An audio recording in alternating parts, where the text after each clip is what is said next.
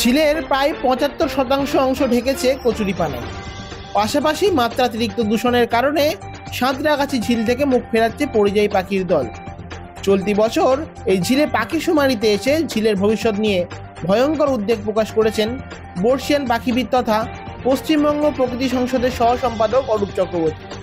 আসুন এই প্রসঙ্গে তিনি কি বলছেন তার মুখ থেকেই শুনে নেওয়া যাক। যার লক্ষণ যে পাখি যেভাবে আমরা দেখি প্রতিবারে, যে লাস্ট অন্তত 5 বছর যদি বলি, তাহলে মোটামুটিভাবে 5.5 থেকে 6,500-এর মধ্যে পাখিগুলো থাকে। সংখ্যাটা, টোটাল সংখ্যাটা সেইটা কমে গেছে প্রায় 1,200। সেটা শুধু এখানে কমেছে তা নয়, আমরা সর্বত্রই দেখছি এবার একটু গণ্ডগোল আছে, সর্বত্রই একটু কম।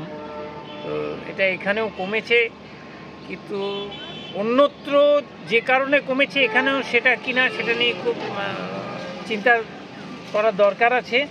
কারণ এখানে যে পরিমাণ পানা বেড়ে গেছে, কচুরি পানা বেড়ে গেছে, জলস্তর দেখতে পাচ্ছি কত উপর পর্যন্ত জল চলে এসছে, এত জল, এত পানা।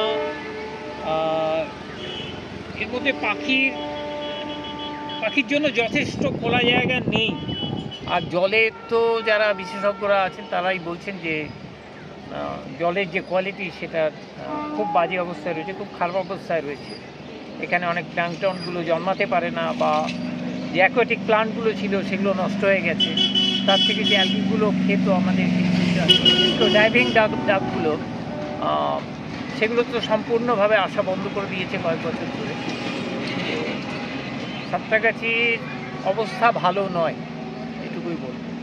এটাকে দায়িত্বটা একটা দুটো শুধু সোসাইটি না, সরকারিভাবে যদি এর দায়িত্ব না নেওয়া হয়, যদি পৌরসভা, ফরেস্ট ডিপার্টমেন্ট এবং যেহেতু এটা রেলের জায়গা, সবাই মিলে যদি দায়িত্ব না নেয়, তাহলে এর ভবিষ্যৎ হবে। দেখুন, এটার পিছনে এক তো হচ্ছে যে এই জলের কচুরি পানা বেড়ে যাওয়ার জন্য তার যে খাদ্যের উপাদান সেগুলো আসছে বিশেষ করে বড় বড় বাড়িগুলো থেকেও একটা বড় সোর্স, সেখান থেকেও আসছে। প্রচুর আমাদের ডিটারজেন্ট মিশে থাকে ওদের বাড়ির থেকে, যে জলগুলো এখানে পড়ে। আরও কিছু নোংরা এসে পড়ছে ওই 4তলা 5তলা বাড়িগুলো, তাদের জন্য যে নিয়ম অনুযায়ী যে রাস্তাটা থাকা দরকার সেটাও আছে কিনা জানি না। আর সেই আবর্জনা বা সেই বর্জ্য জলটা বেরিয়ে যাওয়ার জন্য সোয়ারেজের যে ব্যবস্থা থাকা দরকার সেটাও নেই, তাই সমস্ত আবর্জনা এসে পড়ছে এখানে। আর সেই জন্য এইসব গাছেদের জন্য খুব উপযোগী জায়গা তৈরি হয়ে যাচ্ছে এগুলো, তারা এই সমস্তটা খারাপ করে দিচ্ছে। আর বেশি অন্যরকম কী বলবো, এটা বিষক্রিয়া বলবো না কি জানি না।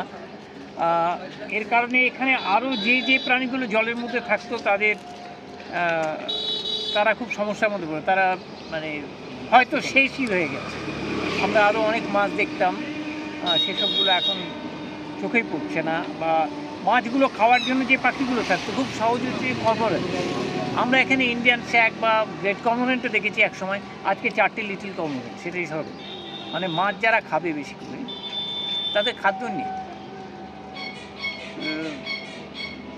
এটা খুব ভালো সিগন্যাল দিচ্ছে না। এটা সাঁতরাগাছির মৃত্যু হতে চলেছে, এটা হচ্ছে।